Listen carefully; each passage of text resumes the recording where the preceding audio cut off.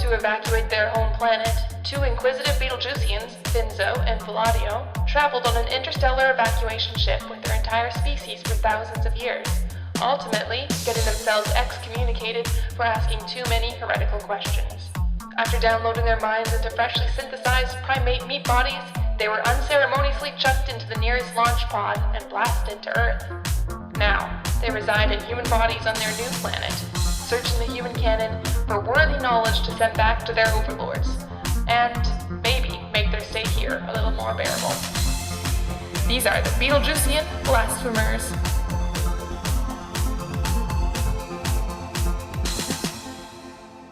Welcome to the podcast. Today we're going to be talking about a book called The Almanack of Naval Ravikant by Eric Jorgenson, about a guy named Naval Ravikant. Immigrated to the United States from India, became a tech entrepreneur, ended up making a lot of money as an investor, and lately he's been sharing a lot of his wisdom on Twitter and on interviews, podcasts, speeches he's given. His wisdom ranges from business to investing to happiness and spirituality as well. So Finzo and I read this book called The Almanack of Naval Ravikant, which basically summarizes a lot of the transcripts from interviews and speeches that he's given. I don't know what else to say. It's by a guy named Eric Jorgenson. Naval didn't write it. It's just transcripts of things that he said.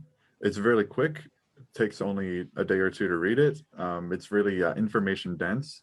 So summarizes a lot of his tweets, which are known for being very brief and get to the point really quickly, and then kind of expands on those ideas from things that he said in podcasts related to them. Yeah, I think the efficiency of his words, he packs a lot into short sentences, which can sometimes feel a little punchy and sort of over the top. But I found myself reading this book and being like, okay, I read this one part and it was just one sentence, and then I'd stop and be like, wait a second. And then I do a lot of thinking on it. So I think it's one of those books that I'm going to keep coming back to and getting more out of it each time. But yeah, it's this guy, Eric Jorgenson, basically collected a bunch of Naval's tweets, interviews, and things like that, and collected it together into this guide for wealth and happiness, which is, basically what we all want. And Naval seems like he's got it, so I figured we should give it a read and give it a go, see how it goes. Yeah, I think Naval describes himself as somebody who was born poor and miserable, and now he's relatively well off and very happy. So yeah, I guess he tries to stay in his lane, I think, and happiness and wealth are definitely his lane. Yeah, I think one of the things I really appreciated about this book was he was very optimistic. There's an optimism that comes through in a strength. Yes. Realistic but strong. Yeah, and I think that's why he's a rational optimist, I would say. And he's got that sort of optimism that's tempered by realism. So he's not too he doesn't have his head in the clouds, but it's very if you just do the work, you can kind of get to where you want to be. Right. Yeah. I find myself quoting Naval a lot when I'm talking to my friends. Almost any topic that comes up just in regular life, or when things get a bit difficult or you're thinking your way through something, I find myself referring to a quote that I have memorized from Naval that I didn't even intend to memorize, but just because he's so brief and gets to the point so quick, it's easy to remember these little quotes that are very rich in wisdom. Yeah, and I think that's a big pro for Twitter. You have to take complex, say lifelong experience and boil it down into however many characters it is, right? And for Naval to sort of take these ideas that he's been working with and condense it down into something that's basically a short little phrase, he's packing a lot in there. And then to have all of that put into a book, I feel like this book should have been 3-4 times longer than it was. It could have been, but I actually think after I read this book that a lot of books should be a lot shorter. It's just like a lot of books, like they don't necessarily get to the point, or you get the gist of it after a couple chapters, and then every chapter after that is just like support, like here's the argument, here's my thesis, and then it's like argument, support, argument, support, argument, support. It's like you get the point after a chapter or two. Right. This book is just like quick and condensed. Yeah, I feel like a lot of books could be a lot shorter after reading this book. You're totally right. I don't know, maybe I feel like a little icky trying to say that, because I'm supposed to have like a long attention span, and I'm just like, oh no, I want short, I like short books, you know, I want them to get to the point. It feels kind of like I'm like admitting that I don't have the attention span to like read something long. But you're totally right. Like, this is a middle ground. Yeah. Yeah. Between like bite-sized info that you get online, headline, like the bite-sized like headline kind of like bam, bam, bam, like Reddit style short attention span, and long and like the long nonfiction books. This book is in the middle. I'd agree. I think I think the books that you're talking about, where they sort of present their thesis up front and then they just bombard you with fact after fact after fact, they get kind of boring. Or if you're like really into the topic and you already agree with the author, it gives you a sort of like, yeah, of course. Yeah, of course, constantly getting your bias confirmed, and the things you already believe confirmed. Yeah, exactly. So it's just that kind of stuff is just purely, it's a form of entertainment, even if the book is trying to establish some kind of argument, because it's like giving you that little rush of confirmation that you like feel like you're like, I'm right, I am right, because now I know this and I have all these arguments to like back myself up. Whereas this one leaves a little bit, like this book here, it leaves a little bit of that up to you.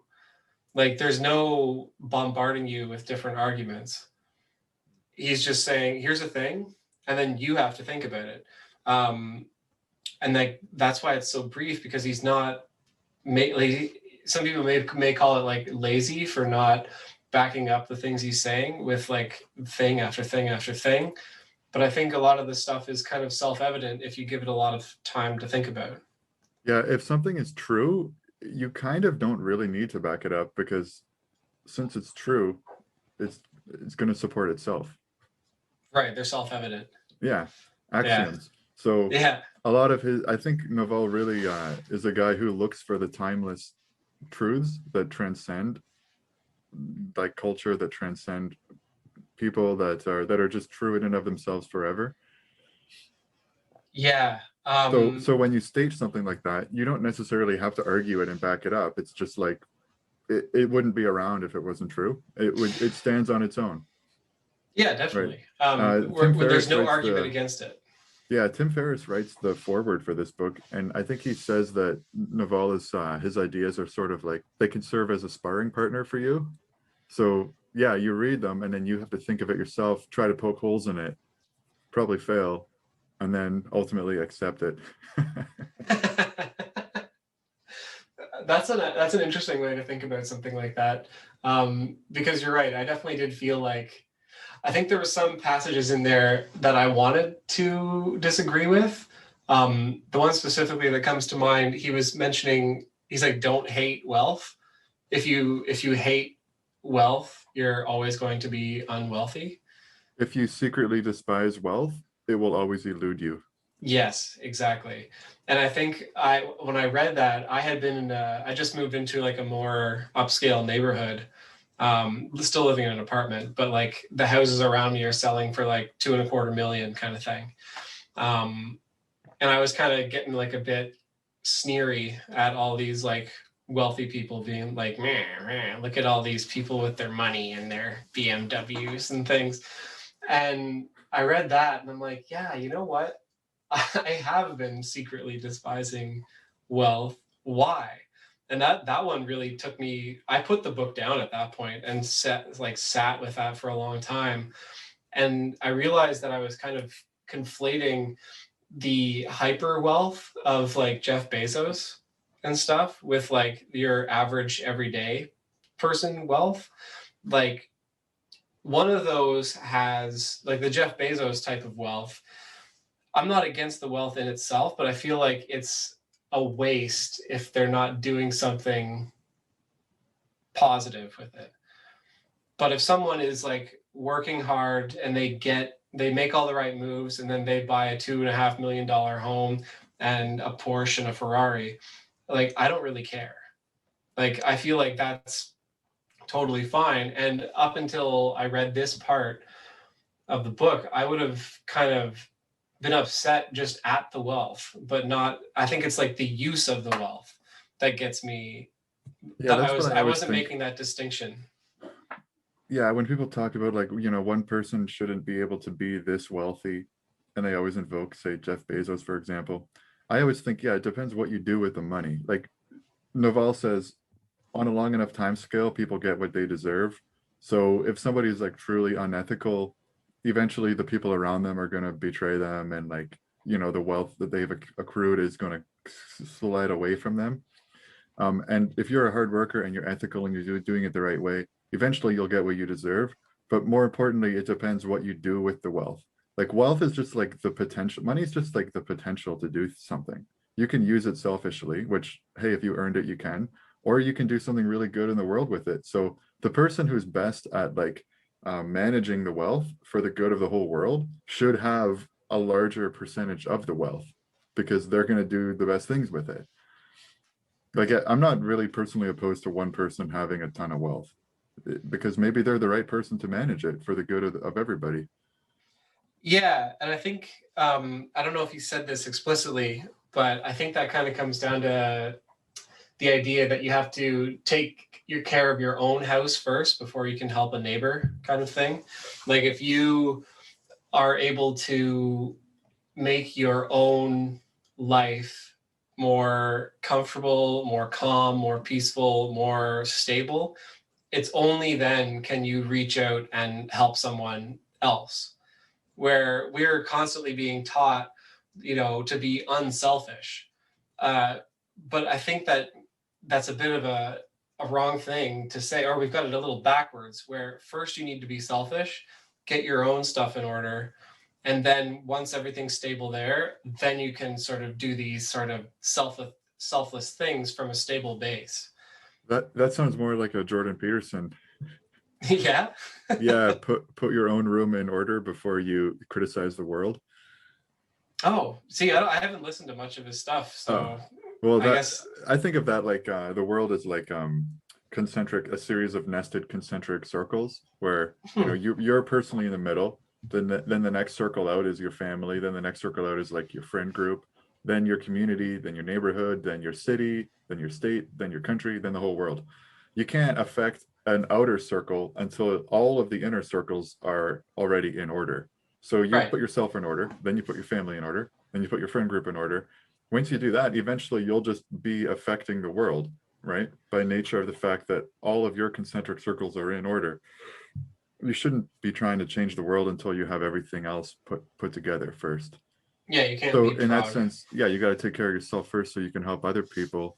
That's not necessarily being selfish in the sense of like stealing more resources for yourself. It's being selfish in the sense that like your ultimate goal is still to help other people, but you just know that you can't do it if you're not in shape. So you have to it's like in an airplane, they tell you to put your mask on first before you help other people. Mm-hmm. That's the same thing. Yeah. And maybe you could speak to this a little bit more. He mentions that like academia, social status, these are zero-sum games, meaning if you get the position, say, at the university, that means somebody else doesn't. And he says, I want to only work in positive-sum games. Do you know what he means by that? Yeah, I know what he means by that.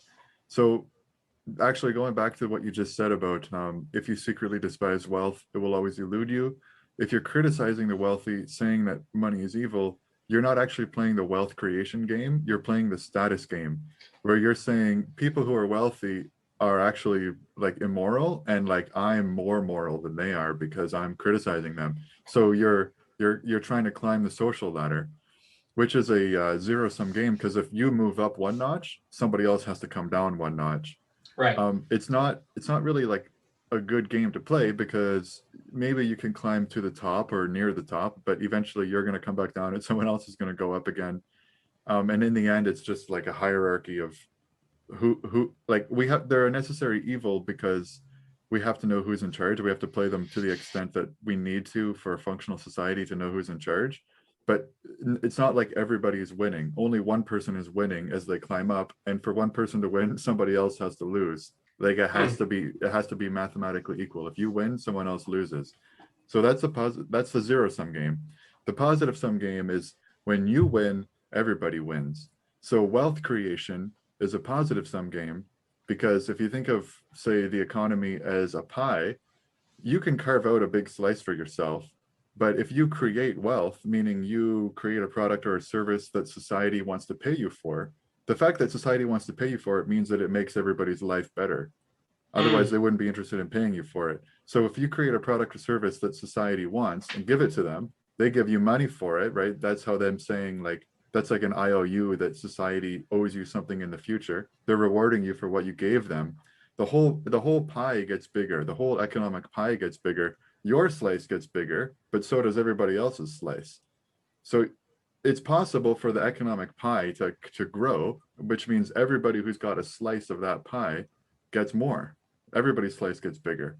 If it wasn't possible to grow that pie, we would still just be living in the forest. Right?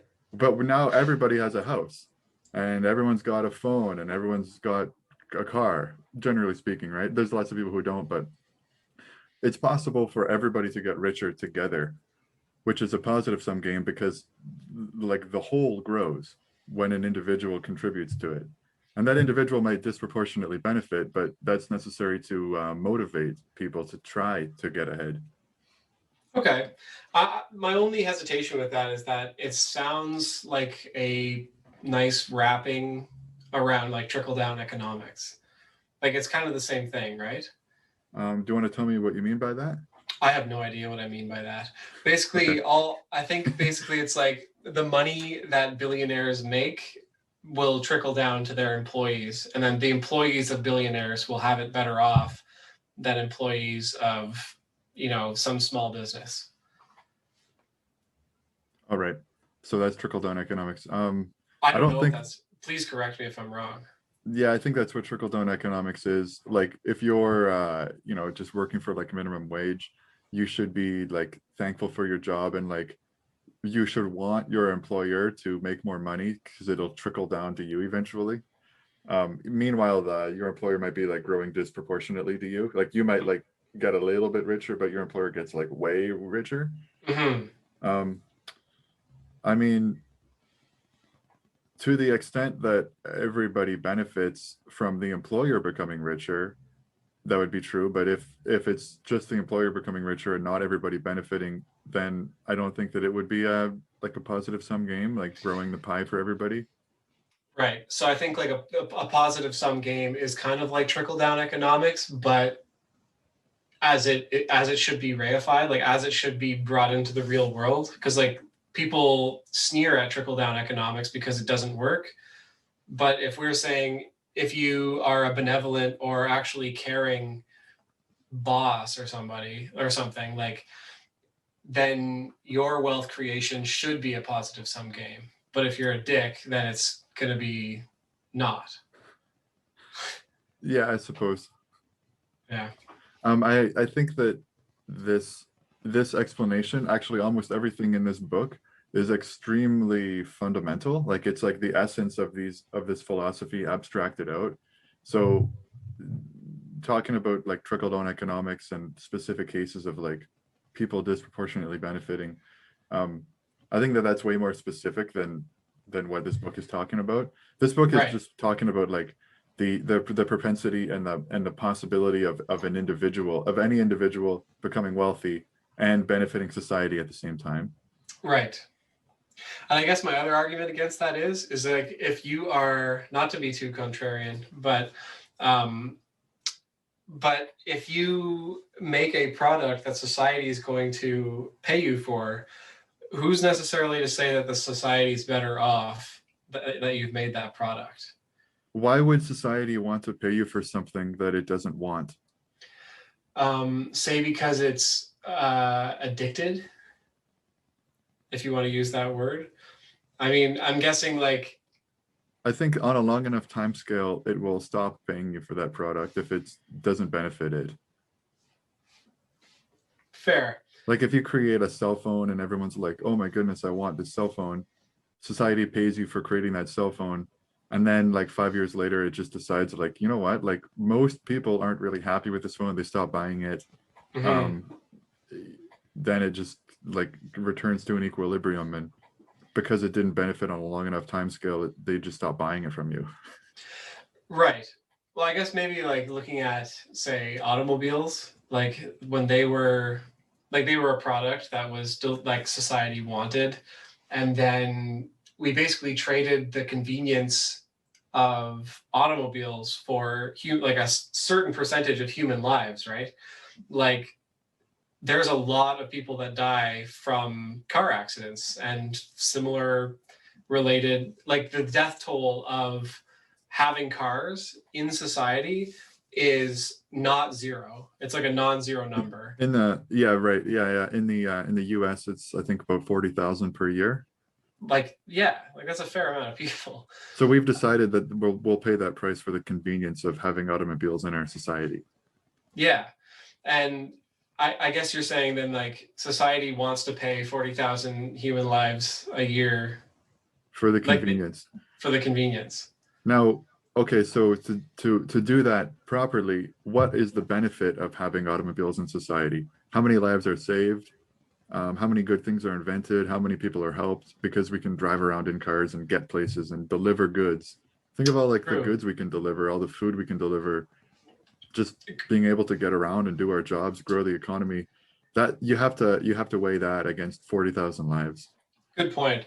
Like, I wonder how many lives have been saved just by ambulances being able to get somewhere fast. Yeah, maybe it's more than 40,000. Maybe it's more than 40,000. Yeah, just a thought I had about like the positive sum game, whether it is actually positive, like whether it's always positive, sometimes positive, or never. But I think it's more of a sometimes kind of thing. I think that you're trying to think of like economic events that are not positive sum games. And the point that Naval is making is that you should attempt to play positive sum games rather than zero sum games. Which I think is a great point to make. And there is things that happen in business and in the world that aren't necessarily positive sum games, and many of them are. But the point is that you should intend to play positive sum games. And you don't have to be evil to make money. You don't have to be evil to become wealthy. Oh yeah, that was a big thing that he said too, that you don't, like, ethical wealth creation is possible. Yeah, and it's what you should aim for. Yeah, I agree. I was going to ask, and you already sort of answered this a bit, but were there any other parts of this book that made you a bit uncomfortable reading them? I experienced it once or twice. What made you uncomfortable? Maybe you'll jog my memory. There was a part where he was talking about like how judgment, like in this world, in a world of infinite leverage, judgment is more important than how hard you work. So if every decision you make is like leveraged by 1,000x because of the internet, then you can just make good decisions and not work nearly as hard as somebody else, but benefit way more than they do. So your judgment is rewarded more than how hard you work. Like you should work as hard as you can, even though what you work on and who you work with is more important than how hard you work. I think that almost scared me a bit, because it made me feel like, it just made me feel like there's a lot of weight on what I do. Like there's a lot of weight on the decisions I make. Like I need to make the right decisions now, otherwise I'm screwed, kind of thing. I think there were times reading this book where I thought everything you're saying is making a lot of sense and I'm not necessarily following it. Yeah, it was just a little bit of like a kick in the butt at times. Yeah, I now that you mention it, yeah. I think what he's saying makes sense. I was when I was younger, working in sort of kitchens and stuff, I always tried to work as hard as I could. Um, and I still kind of do, but I've also noticed like hard work isn't going to be proportionally rewarded the way that I want it to. Um, and I don't know if it was Naval that said this, but recently I've come across the idea that hard work um, is more of a tool that you use. Like having hard work in your toolkit is something you can deploy into the right areas. So, for instance, if I was in a kitchen, you know, I'm gonna work super hard, um, and I may get promoted, I may not. They may just be like, this guy knows how to wash dishes really good. But say, like you're saying, if you're doing judgments and stuff, then if I'm going to put that same amount of hard work into those judgments, my my potential for massive returns is like huge, right? It's like compounded in this different environment. So what you work on is more important than how hard you work. Right. But that's not to say that hard work is never like hard work is a good thing. I think having a good work ethic and like working hard is a good quality to have, but knowing where to apply that hard work is more important than the hard work itself. Yeah. So hard work is how hard you're pulling on the lever, and the length of the lever is the judgment that you're applying. Sure. Yeah. Yeah. So you should always pull on the lever. If you want the best results, you should always pull on the lever as hard as you can. But if you're smart, you'll use a really long lever. So certain jobs have a very linear relationship between input and output.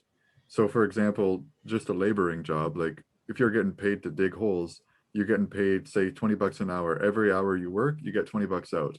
Like it's just a linear relationship. Your outputs are very linearly tied to your inputs. Yes. But And the thing in this book, the Almanac, that really got me was he's like, even doctors and lawyers have a linear relationship yeah, between how much they work and how much money they make. if they're simply earning a wage. If they're simply earning a wage, yeah. So that's like a job where your lever is 1-to-1, right? Like the fulcrum is right in the very center of the lever, right? So whatever you're pulling on the lever is exactly what you're getting out. If you want to extend that lever, give yourself more leverage, you need to own a business so that you could work like 5 hours and then get more than 100 bucks out of it, right? Assuming your wage is 20 bucks an hour. You want to own a business that gives you extra leverage so that you can work say the same amount of time as somebody earning a wage, but get more out of it in the long term. And preferably, like the longer the lever, the better. So you can get more leverage by owning part of a business, or by creating a product that can be replicated and scaled for low cost, like writing computer code, writing a book that can be, whether you print a book one time or 100 times, it doesn't really cost that much more, but you can make a lot more money selling 100 copies of a book than one copy. So that's like a form of leverage. Exactly. Yeah. I think that was a tough pill to swallow, but It makes the essentially consequences true. seem big for like getting it right.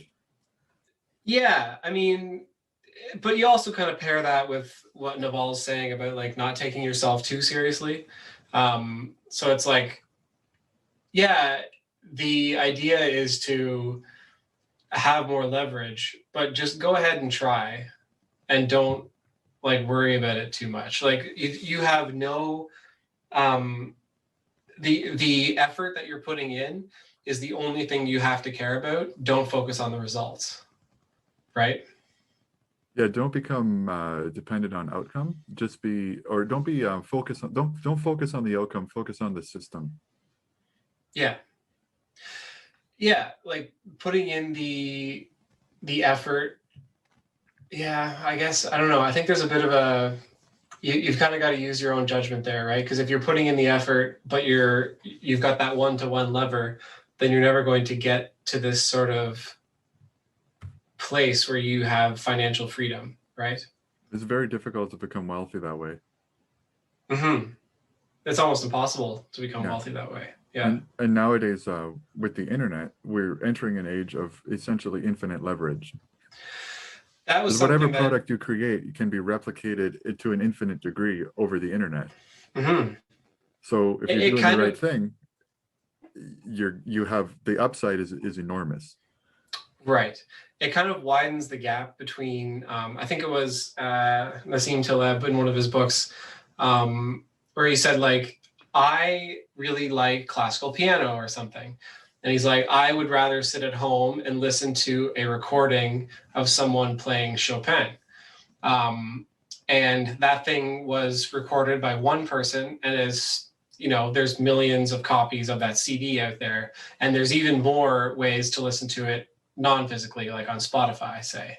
He's like, but say 100 years ago, if I wanted to listen to Chopin some evening, what I would do is I would like have to go find a local musician and like listen to him play, right? And he's like, and basically the music's been written a long time ago. Some guy is playing it, but you're only listening to a handful of people playing the same thing, and the people like your local musicians now don't get to play that kind of stuff because Okay. you'd rather listen to a high quality production of it on a CD than go like trudge out to some jazz cafe and listen to someone do it locally, even though they might be better. So was he making, like, giving an example of what leverage means? Like Chopin has been scaled. Chopin has been reproduced at scale by leveraging the technology of CDs, and that has like affected like the lives of people who used to play him. Or what is Nassim trying to say there? I'm not sure what he's trying to say. I think a part of it is that um, but by being the best at something, even just marginally, you take the whole pie. Yeah. Right? Someone who is like comparable, but just, or maybe better, but not as well known, just because they're not being reproduced so like in every sphere possible, Mm-hmm. just because they're not being spread out there, then that person never gets a chance. It was kind of like there was a lot of people when the Beatles were around that were pissed off at the band because a lot of these like new bands that were trying to come in were kind of getting shut out and overshadowed by the Beatles, and they were never like allowed to record, and they were like sort of pushed down by the mega popularity of this band. Yeah. So if you could be just like a 1% or 5% better than your competition, but but in a world of a lot of leverage, suddenly that 1% becomes 1,000%. Like Yeah. if you take two balloons, one of them could be a tiny little bit bigger than the other one, but when you blow the balloons up to 1,000 times, that 1% difference becomes enormous. One of them is obviously way bigger than the other one once you've leveraged them up 1,000x. So Yeah. a tiny difference on the small scale becomes a huge difference in a world of leverage, which is Yeah. why you shouldn't try to copy people, because if you're just copying somebody else can come along and copy you, and unless you're the best, you're going to end up losing. You should escape competition through authenticity. Like, keep on redefining what you do till you're the only one in the world doing it. Because if you're just trying to compete with people, you'll just end up losing. Somebody will always come along who's better than you, unless you're doing what you love to do and something completely unique to you that only you can do.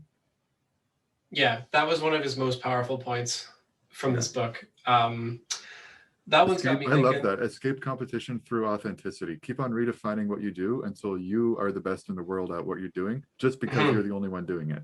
That's Yeah, the part. exactly. I love that part. Yeah, and he says like if there's 7 billion people on the planet, I want there to be 7 billion businesses. Yeah. I think he actually says the best person in the world at performing some task should be the only person in the world doing that task. Yeah. Which actually sounds brutal, but he's right, because everybody benefits that way. That's true. Right? Like if you're the best person at, if you know how to like build microphones better than everybody else, you should be building microphones for the whole world, because why would somebody who's worse at building microphones than you be building them? Like you can build them better, leverage yourself, scale it to the whole world, and then everybody wins because now we all have the best microphones. So like, yeah, that means like, unless some people are going to be out of work, but that means that they need to become self-actualized and find out what they do the best. Like that would be the way to like make the world the best place, is every single person fully actualized, doing the thing that they can do better than everybody else at such a scale that they're doing it for the whole planet. 7 billion different companies, each doing something unique for the whole planet. Then everybody wins and everybody's rich and happy. Yeah, I like the sound of it. And when I like the sound of something, I have to be more critical. Let's hear your critique.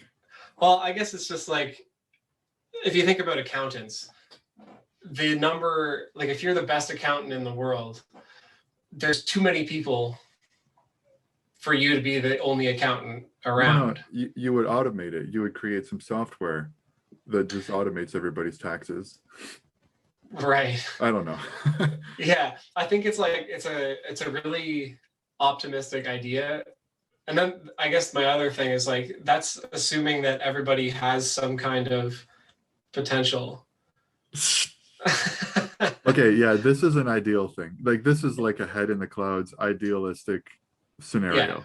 There are people, maybe there are people who actually aren't the best at something. I mean, yeah, like well, they're the best at being themselves, but that doesn't mean that they have a product to give necessarily. Right. You know, like I could be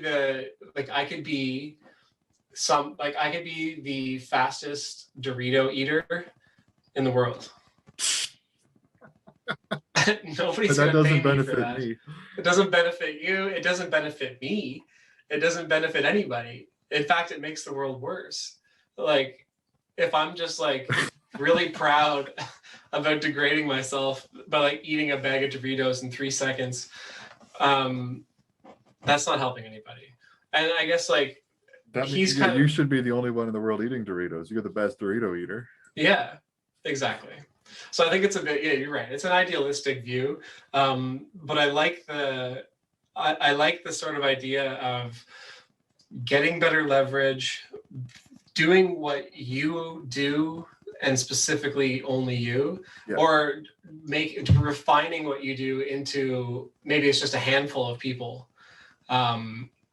that are doing it. Like if I want to sort of scale back the intensity of it a bit, be like, okay, I'm going to go into this area, see what these people are doing, and try and do something a little different. Which is kind of like what the iPhone did, right? Like cell phones were around. They just came in, they saw an opportunity to make a product that was different, but the same. And they just basically said, we want the aesthetic to be like this. We're going to make it this big. We're going to do all this stuff. And then we're going to market the hell out of it. And bam, now everyone has an iPhone.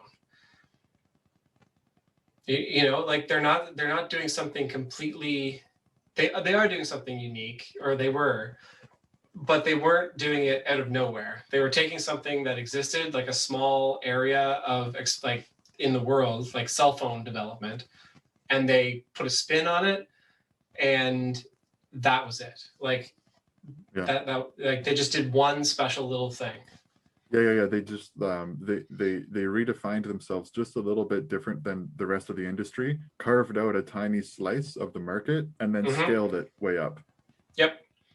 And you know, once you have a customer base like that, it kind of just starts doing itself. Like it starts multiplying on its own. Like people have I mean, I've never had an iPhone, so I can't really talk. I played around on one time. I didn't like it. Yeah, but I guess like the thing is like all our phones now are essentially like all touchscreen smartphones are based off of the iPhone.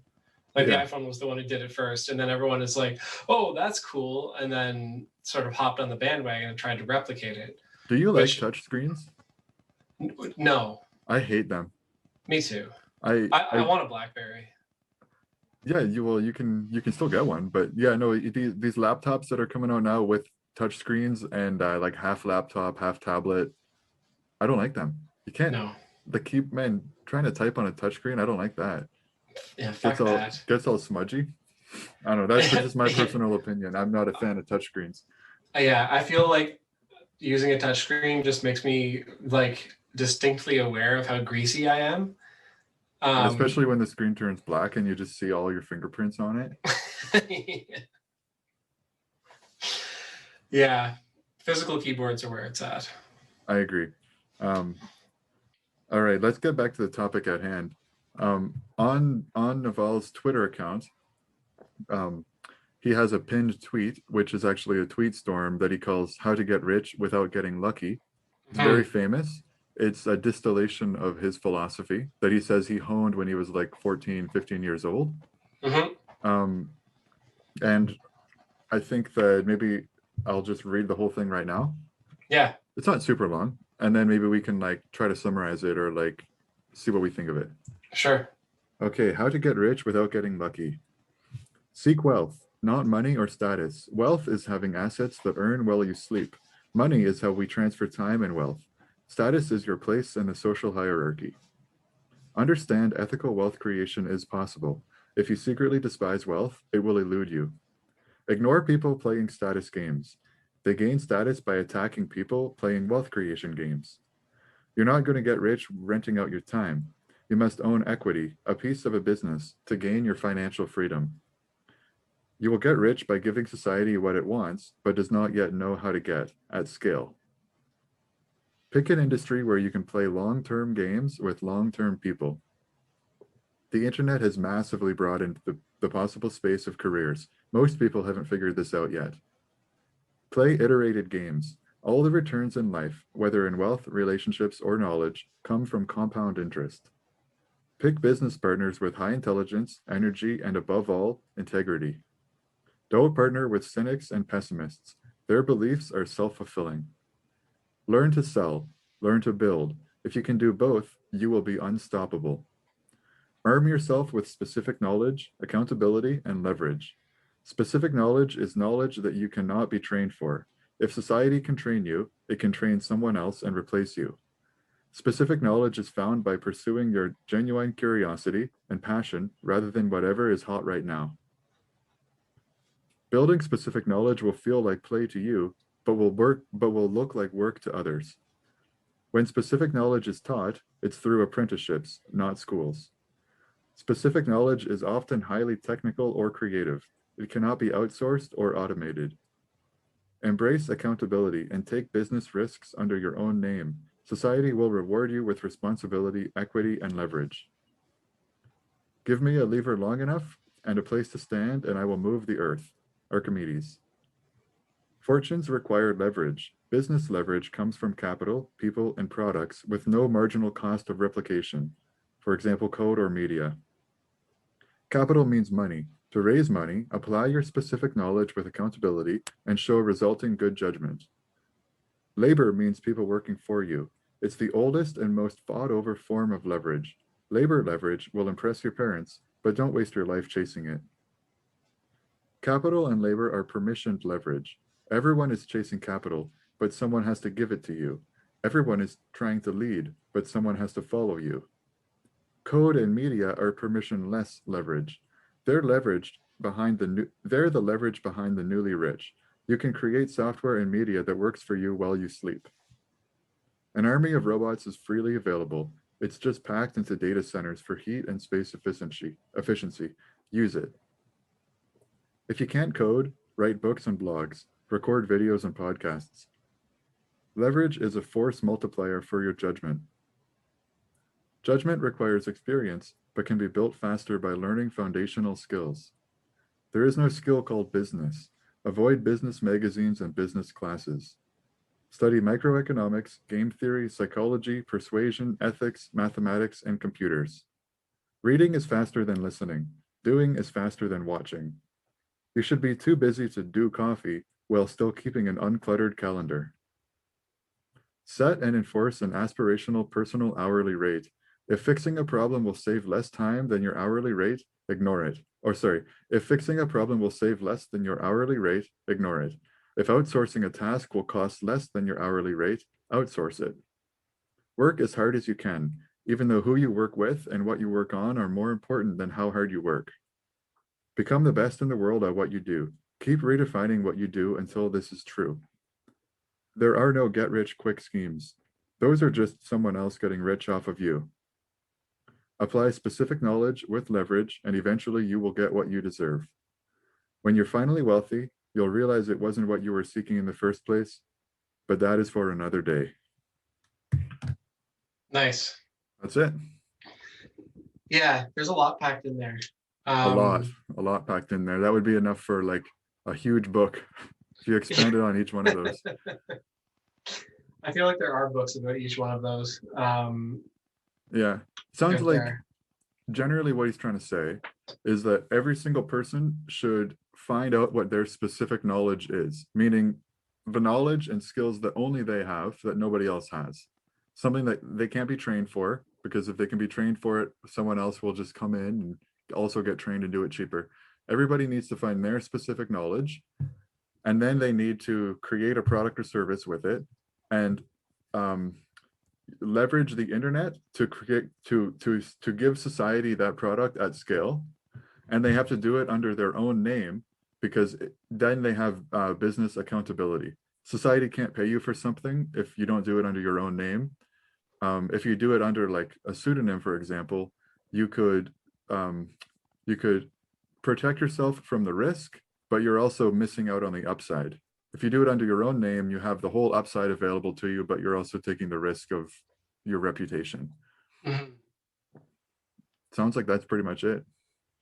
Yeah, that's pretty much it. I think like one of the things that stuck out for me there was that the internet has vastly broadened the scope of potential jobs, but most people don't know it yet, or haven't realized it. I think that's a very important point. Even if I don't exactly know what those jobs are, he's definitely right. And it's impossible to predict the future, but I think that there's a gold mine there waiting to be extracted. I think that what that gold mine is just every single person potentially becoming self-actualized and doing a unique thing, and then just providing it through the internet. So I don't think it's like a specific list of careers that is being created, but more broadly, it's the potential to create any career you want. Like, you have to decide what your career is, and then there's just nothing stopping you, because the internet exists. Like the internet, in like a very abstract way of defining it, is just a thing that connects every human being to every other human being. So there should be nothing stopping you from creating yourself however you want to be, and creating whatever career you want to have, and then using the internet to supply your product.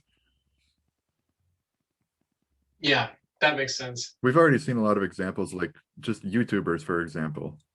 You know, that just popped up, and now a lot of people are making all kinds of money making videos about whatever they want. Yeah. I think the aspirational hourly rate is interesting. I think I have one in my head, but it's much lower than Naval would want it to be for me. Yeah. I remember I was encouraged to submit a reimbursement form through my job, and it was for like $50. And the website was so god awful that I just decided I would rather pay $50 to not have to interact with it, and I just never got reimbursed. So it sounds like you maybe independently discovered that concept. Like, yeah. if it takes you an hour to do this super annoying form that is going to give you $50, if your hourly rate is higher than $50, just ignore it. Yeah. because you can make more than $50 using your time for something else. Yeah. Yeah.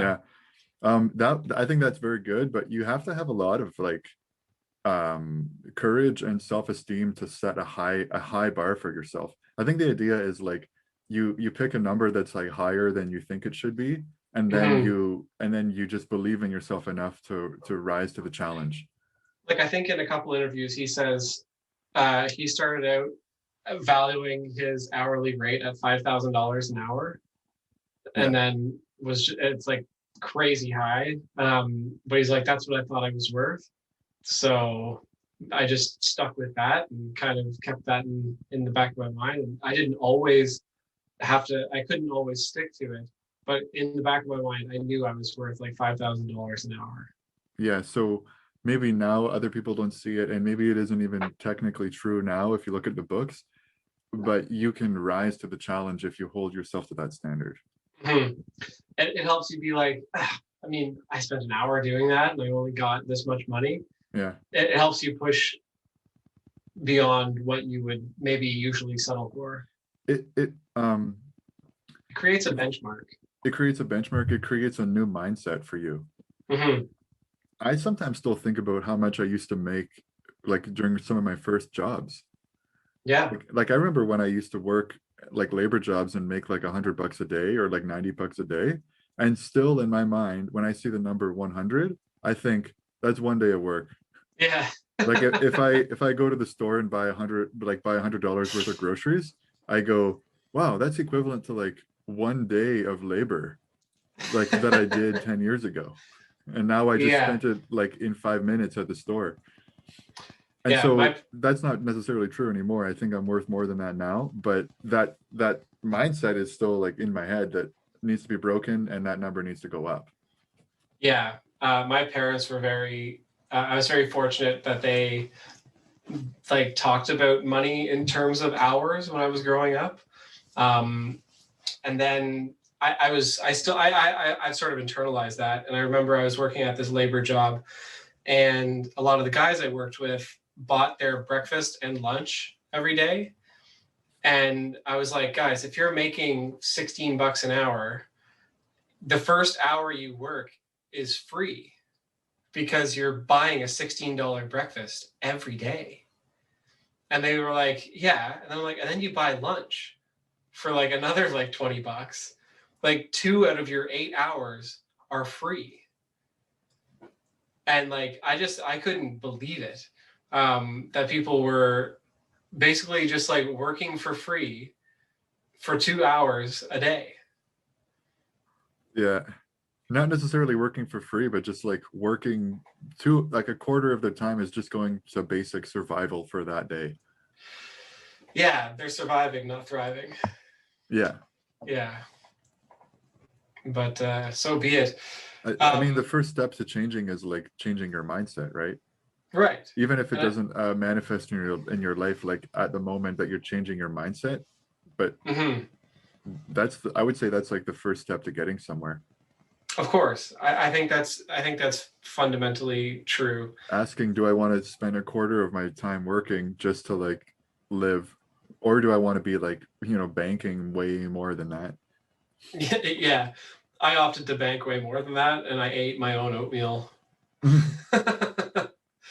I think one of the sort of meta things that I've taken from reading this book is Naval's focus on first principles.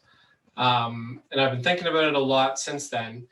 And how I think he was contrasting it with, or maybe I was just putting this on top of it, laying it over, but contrasting that with knowledge. So having a set of first principles that you have just sort of in your back pocket all the time, versus having a lot of specific knowledge. Basically, the first principles can help you in all kinds of different domains, but the specific knowledge you have is specific. Like it can only help you here, if that makes sense.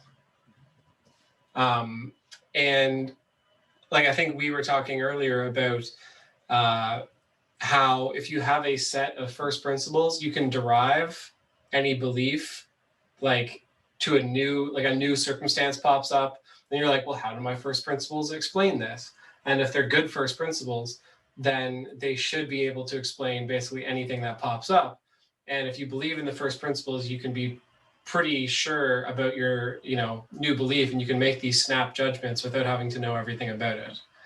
Yeah, And I think go ahead, finish. I just think that's like one of the most important points.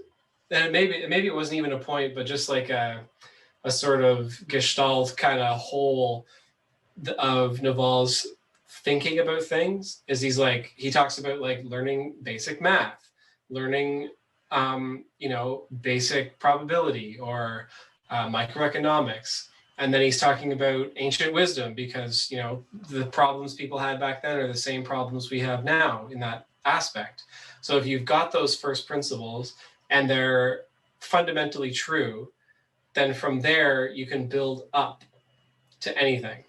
And you don't have to have specific knowledge. You don't have to spend years learning about the thing. You can just be like, oh, well, if this is true and I know this is true, then this is how I respond to the new stuff. Having a good set of first principles and a commitment to intellectual consistency will make you very intellectually robust. Because if you commit to consistency and you have two beliefs, right, and they're kind of like up in the air, you can follow them down to where they meet, back down to your first principles, to your foundation, and find out which one of them contradicts the other one, find out which one of them is better, throw them out. Say, if you have two beliefs that contradict each other, for example, you can't hold them both simultaneously, but you need first principles to determine which one to keep. Yeah, and I think that's, for me, that was my most important takeaway from reading this. It wasn't a specific thing, but yeah, very, very interesting. And it's sort of, now that I've kind of incorporated it into my brain, I see it popping up in other places. Yeah. When you think from first principles, you don't have to memorize stuff. All you have to do is remember your first principles. All you have to do is remember like a small set of beliefs that you've decided you're going to stick with. And then from them, you can derive anything else on the spot. As long as you have a good set of first principles and a functioning brain and you understand logic and you can think clearly, you can rederive any opinion on the spot. You don't have to memorize anything. And you'll become robust, because if somebody tries to brainwash you, you can check everything against your first principles, and then nothing can, you can't be infected with any idea pathogens if they violate your first principles, right? You'll be intellectually tough. Yeah. Yeah, really important. I agree. I think like having those first principles, and I think another thing that I also took away from this was he mentioned how he used to identify as a libertarian, and then he would find himself defending positions that he hadn't really thought about because they were part of that libertarian canon. Yeah, a package deal. Yeah. Like he said, I think it was like, he's like, if your beliefs line up into neat little bundles, you should be very wary. Yeah.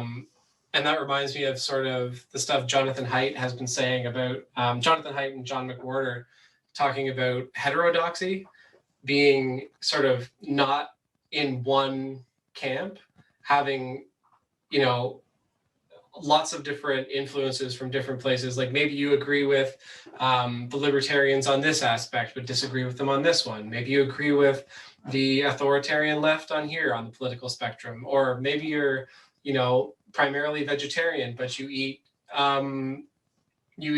seafood or something. Like there's all these different things where like you don't always have to fit into these neat little bundles, and if you do, just to be wary of it, and also like not like defend something that you haven't thought through yourself just because it's part of your belief canon, like part of your identity of this, like part of the identity.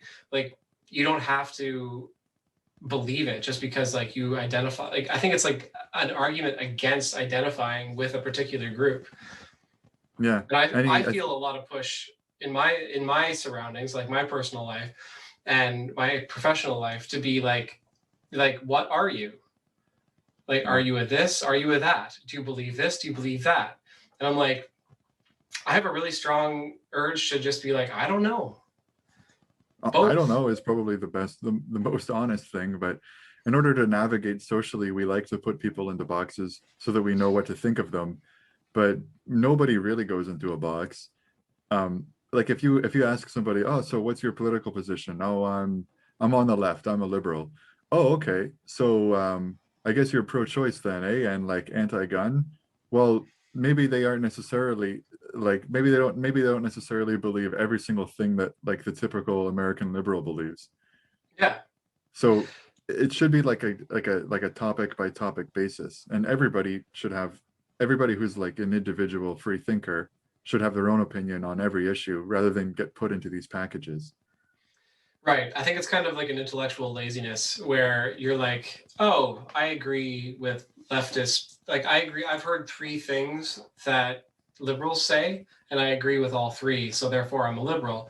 But then you look at 4, 5, 6, and maybe you don't agree with those ones. But because you've already identified as that group, you are more prone to accept the 4, 5, 6 without thinking. There are a lot of people that I kind of listen to their podcast and follow them online, and I don't know like if they're a conservative, if they're a liberal, if they're a libertarian. Like I don't know what group they belong to because they never say. Mm-hmm. And I think that's kind of I think that's just what smart people do. You know? Yeah, maybe. I think smart people just have trouble knowing what they fit into because they recognize this problem. Mm. Yeah, I mean, the more you know, what's that saying? Where like the more you learn, the less you know.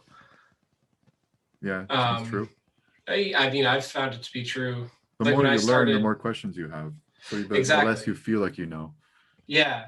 Like when I started researching stuff for my master's and PhD, I was like, read a couple papers, thought I knew how things worked. And then the more I read about it, I'm like, I have no idea what's going on. It's just like, there's so much complexity and like. Confidence goes down, humility goes up. Yes, exactly.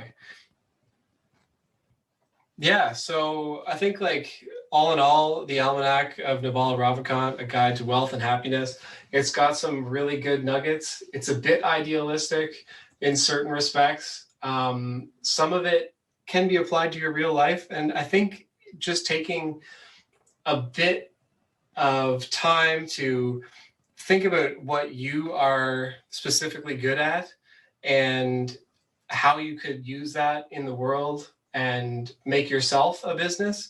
His perspectives on that are pretty important and pretty enlightening and kind of gives you a kick in the ass, which sometimes I need.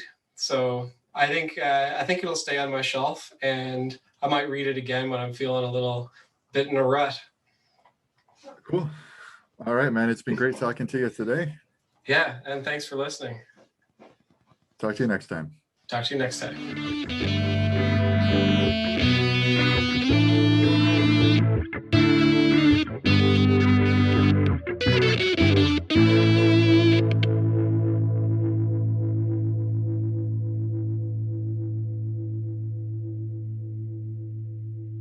If you humans have any questions, comments, complaints, or recommendations for future things to send back to the overlords, please send us an email at beetlejuicyandblasphemers@gmail.com.